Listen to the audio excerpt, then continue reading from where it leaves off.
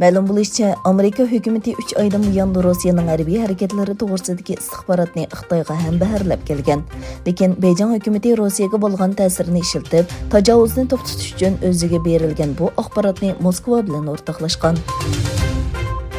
Amerika Tashqi ishlar ministri Antony Blinken davlat mudofaa ministrligiga Ukraina qurolli qismlariga $350 million harbiy yordam berishga huquq berganligini e'lon qildi. Yana bir tarafdan, 5 burchaklik binoning bayonotida Rossiyaning tajovuzchiligiga 150 mingdan ortiq askar o'rlashtirganligi va ularning yarmidan ko'proqining Ukrainaga kirganligi bayon qilindi. İgileniçe, Xitoy Xalq Ozodlik armiyasiga tava 8 urush aeroplani Tayvan tarafidan havo mudofaa farqlantirish rayoni deb e'lon qilgan rayoniga kirdi. Tayvan davlat mudofaa ministrligining rasmiy Twitter hisobida e'lon qilingan bayonotda aeroplanlarning radio tarafidan ogohlantirilganligi, uningdan keyin harbiy chorlash aeroplani va havo mudofaa sistemasi qo'llanilganligi bayon qilingan. Rossiyaning Ukrainaga qilgan hujumi sababidan texnika dunyosidan Rossiyaga qarshi embargo kelishga boshladi. Rossiyada Apple Pay va Google Pay mulozimati to'xtatildi. Facebook Rossiya davlat taratqullarining e'lon berishi va pul tepishini chekladi.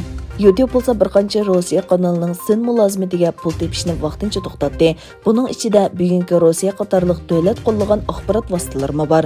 Yana bir tarafdan Rossiyaning Moskva qatorliq nurg'un shaharlarida Twitter polish holga tushib qoldi.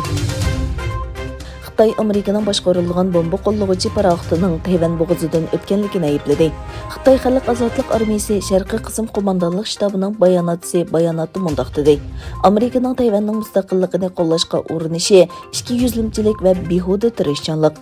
Yana bir tarafdan Amerika dengiz armiyasi 7-flotining bayonotchisi Nicholas Lingo bayonotida Arli Brook darajalik boshqarilgan bomba qo'llovchi paraxoti Tayvan bo'g'ozidagi xalqaro dengiz tavalligida doimlik yurish harakati elib bordi dedi.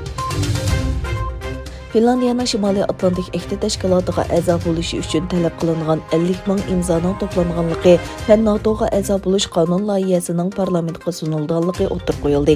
Finlandiya bosh ministri Sanna Marin Shimoliy Atlantik Ahdi tashkilotining Finlandiyaga a'zo bo'lishi to'g'risidagi munozaraning Ukrainadagi urush boshlangandan keyin o'zgarganligini e'lon qildi.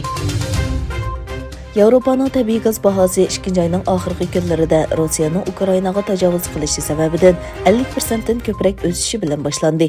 Bu jarayonda Xitoy ishg'oli ostidagi Sharqiy Turkistondan suyuqlantirilgan tabiiy gaz ishlab chiqarish va setishni oshirayotganligini e'lon qildi. Xitoyning 2022-yildagi nishoniga asosan Sharqiy Turkistonning xom neft mahsulot miqdorining 30 million tonnaga, tabiiy gaz ishlab chiqarishni taxminan 40 milliard kub metrga yetishi mo'ljallanmoqda ekan.